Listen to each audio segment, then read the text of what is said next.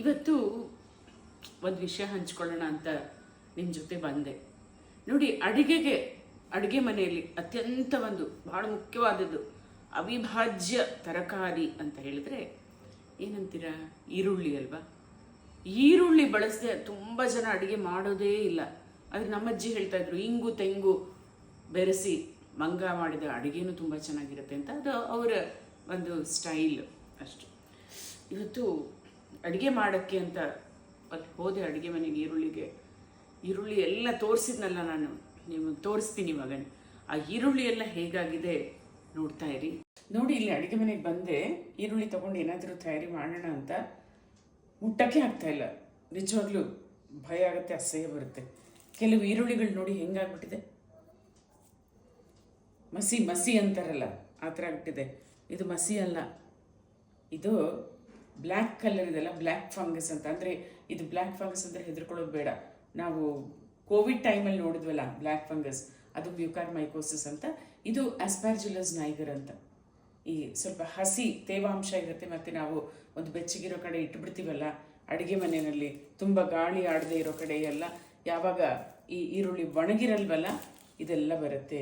ಇಂಥದನ್ನೆಲ್ಲ separate ಮಾಡಿ ಎಸೆದು ಬಿಟ್ಟರೆ ಒಳ್ಳೆಯದು. ಕೆಲವರು ಏನು ಮಾಡ್ತಾರೆ, ಕಟ್ ಮಾಡಿ ಅದನ್ನು ಒಳಗಡೆ ಎಲ್ಲ ಚೆನ್ನಾಗಿರುತ್ತಲ್ಲ, ಮೇಲಿನ ಲೇಯರ್ಸ್ ತೆಗೆದುಬಿಟ್ಟು ಒಳಗಡೆ ಚೆನ್ನಾಗಿದೆ ಅಂದರೆ ಉಪಯೋಗಿಸ್ಬಿಡ್ತಾರೆ. ನೋಡಿ, ಇಂಥದ್ದು ಕಪ್ಪದೆಲ್ಲ ತೆಗೆದು ಎಸೆದು ಬಿಟ್ಟರೆ ಒಳ್ಳೆಯದು. ಆಯಿತು, ಕಪ್ಪಾಗಿರೋ ಈರುಳ್ಳಿಗಳಿಗೆಲ್ಲ ವಿದಾಯ ಇವತ್ತು. ಅದಕ್ಕೆ ಕೆಲವು ಸತಿ ಏನಾಗುತ್ತೆ, 100 ರೂಪಾಯಿಗೆ 4 kg, 100 ರೂಪಾಯಿಗೆ 5 kg ಅಂತ ಬಂದ್ಬಿಡ್ತಾರೆ.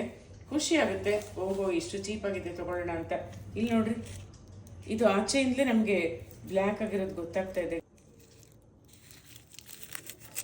ಕೆಲವರು ಹೇಳ್ತಾರೆ, ಈ ಥರ ಕಪ್ಪಾಗಿದ್ರೆ ಪರವಾಗಿಲ್ಲ, ನೀವು ಚೆನ್ನಾಗಿ ಕಟ್ ಮಾಡಿ ಒಳಗಡೆ ಕಪ್ಪಾಗಿಲ್ಲ ಅಂದರೆ ಮೇಲಿನ ಈ ಪದರಗಳನ್ನೆಲ್ಲ ತೆಗೆದು ಚೆನ್ನಾಗಿ ತೊಳೆದು ಅದನ್ನು ಬಳಸಬಹುದು ಅಂತ. ನಾವು ಯಾವಾಗ ಕೊಳ್ತಿದ್ರೆ ಮಾತ್ರ ಎಸಿತೀವಿ, ಹೀಗಿದ್ರೆ ಅನೇಕರದನ್ನ ತೊಳೆದು ಉಪಯೋಗಿಸ್ತಾ ಇರ್ತಾರೆ. ಅದು ನಾವು ಹಸಿ ಈರುಳ್ಳಿ ತಿನ್ನುವಂತಹ ಒಂದು ಅಭ್ಯಾಸ ಇದ್ದರೆ ಇವೆಲ್ಲ ನಮ್ಮ ಹೊಟ್ಟೆಗೆ ಹೋಗುತ್ತೆ. ಏನಾಗುತ್ತೆ ಅಂದರೆ ಇದರಲ್ಲಿ ಒಂದು ಮೈಕೋಟಾಕ್ಸಿನ್ ಅಂತ ವಿಷಕಾರಿ ವಸ್ತು, ಆಫ್ಲಟಾಕ್ಸಿನ್ಸ್ ಅಂತ ಇದು ಉತ್ಪತ್ತಿ ಆಗುತ್ತೆ. ಅದು ಯಾವಾಗ ನಮ್ಮ ದೇಹಕ್ಕೆ ಹೋಗುತ್ತೋ ಅದು ಖಂಡಿತ ಫಸ್ಟು ಮೊದಲು ನಮ್ಮ ಜೀರ್ಣಕ್ರಿಯೆ ಆಗುತ್ತಲ್ಲ, ಪಚನಕ್ರಿಯೆ ಅಂತೀವಿ, ಡೈಜೆಸ್ಟಿವ್ ಸಿಸ್ಟಮ್. ಸೊ ಅಲ್ಲಿಂದ ಶುರು ಆಗುತ್ತದೆ. ಒಂದು ಫುಡ್ ಪಾಯ್ಸನಿಂಗ್ ಅಂತ ಸುಮ್ಮನೆ ಹೇಳ್ಬಿಡ್ತೀವಲ್ಲ, ಅದರಿಂದ ಶುರುವಾಗಬಹುದು. ತೊಗೊಳ್ಳುವಾಗ ಅದಕ್ಕೆ 25 kg, 20 kg, 10 kg, 1 kg ಅಂತ ತೊಗೊಂಡು ಇಟ್ಕೊಳ್ಳೋದು ಬೇಡ. ಯಾವಾಗ ಬೇಕಿದ್ರೆ ಅವಾಗ, ಎಷ್ಟು ಬೇಕಿದ್ರೆ ಅಷ್ಟು ಚೆನ್ನಾಗಿರೋ ಈರುಳ್ಳಿ ತರಿಸ್ಕೊಂಡ್ರೆ ಆಯ್ತಲ್ವ. ಈಗೆಲ್ಲ ನೆನೆಸ್ಕೊಂಡ ತಕ್ಷಣ ತಂದು ಕೊಡುವಂತಹ ಬೇಕಾದಷ್ಟು ನಮಗೆ ಫೆಸಿಲಿಟೀಸು ಸಹ ಇದೆ, ಅನುಕೂಲಗಳೆಲ್ಲ ಇದೆ. ಇವತ್ತಂತೂ ಈರುಳ್ಳಿ ಕ್ಲೀನಿಂಗ್ ಅಂತಲೇ ಆಯಿತು. ಕಪ್ಪಾಗಿರೋ ಈರುಳ್ಳಿಗಳಿಗೆಲ್ಲ ವಿದಾಯ ಇವತ್ತು.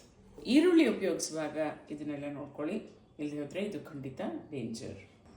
ಈ ಆಫ್ಲಟಾಕ್ಸಿನ್ ಅಂತ ಕಪ್ಪಗಾಗ್ಬಿಟ್ಟಿರುತ್ತೆ ಈರುಳ್ಳಿ.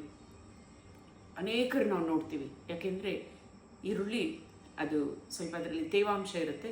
ನಾವು ಅಡುಗೆ ಮನೆಯಲ್ಲಿ ಒಂದು ಸ್ವಲ್ಪ ಹಿಂದೆ ಒಳಗೆ ಇಟ್ಬಿಟ್ಟಿರ್ತೀವಿ ನಾವು ಅದನ್ನು. ಸೊ ಆ ಒಂದು ವಾರ್ಮ್ ಅಂತ ಹೇಳ್ತೀವಲ್ಲ, ಅಲ್ಲಿರುವ ಒಂದು ಉಷ್ಣಾಂಶ ಎಲ್ಲ ಸೇರಿ ಈ ಶಿಲೀಂಧ್ರಗಳು ಬೆಳ್ಕೊಳ್ಳುತ್ತೆ. ಇದು ಫಂಗಲ್ ಇನ್ಫೆಕ್ಷನ್ನು. ಆಫ್ಲಟಾಕ್ಸಿನ್ಸ್ ಬರುತ್ತೆ ಈ ಫಂಗಸ್ಸಿಂದ. ಇದನ್ನು ಆಸ್ಪರ್ಜಿಲ್ಲಸ್ ನೈಗರ್ ಅಂತ ಹೇಳ್ತೇವೆ. ಇದು ಸೇವನೆಗೆ ಒಳ್ಳೆಯದಲ್ಲ. ಹಾಗಾಗಿರೋ ಈರುಳ್ಳಿನ ಬಳಸೋದು ಬೇಡ.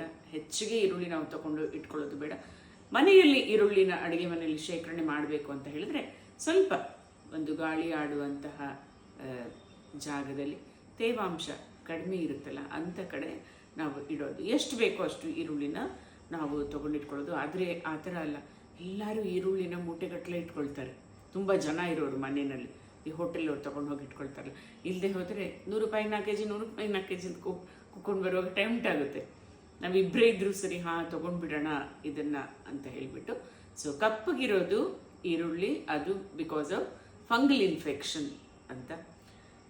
ಬ್ರೆಡ್ ಎಲ್ಲ ತೆಗೆದಿಟ್ಟರೆ ಹೇಗೆ ಒಂದು ಸ್ವಲ್ಪ ತೇವಾಂಶ ಇದ್ದರೆ ಅದ್ರ ಮೇಲೆ ಬೆಳ್ಕೊಂಡ್ಬಿಡುತ್ತಲ್ಲ ಆ ಫಂಗಸ್ಸು, ಅದು ಇದು.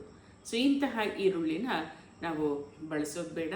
ಅದು ತಿಂದ ನಂತರ ಹೊಟ್ಟೆ ನೋವು, ವಾಂತಿ, ಅಜೀರ್ಣ, ಕೆಲವೆಲ್ಲ ಫುಡ್ ಪಾಯ್ಸನಿಂಗ್ ಸಿಂಪ್ಟಮ್ಸ್ ಅಂತ ಹೇಳ್ತಾ ಇರ್ತಲ್ಲ, ಆ ಥರ ಆಗಬಹುದು, ಆಗದೇನೂ ಇರ್ಬೋದು ಕೆಲವರಿಗೆ. ನಂತರದಲ್ಲಿ ಈ ಎಫ್ಲೋಟಾಕ್ಸಿನ್ಸ್ ಲಿವರ್ ಇರುತ್ತಲ್ಲ, ಸೊ ಯಕೃತ್ ಅಂತ ಹೇಳ್ತೀವಲ್ಲ, ಅದಕ್ಕೆ any day it is a danger, ಅದಕ್ಕೆ ಡೇಂಜರ್ ಅದಕ್ಕೋಸ್ಕರ ಹೀಗೆ ನಾವು ಈರುಳ್ಳಿನಲ್ಲಿ ಫಂಗಸ್ ಬರದೇ ಇರೋ ಹಾಗೆ ನೋಡ್ಕೊಳ್ಳೋಣ. ಬಂದಿದ್ರೆ ಅದನ್ನು ಎಸ್ದು ಬಿಡೋಣ, ಅದನ್ನ ಉಪಯೋಗ ಮಾತ್ರ ಮಾಡೋದು ಬೇಡ.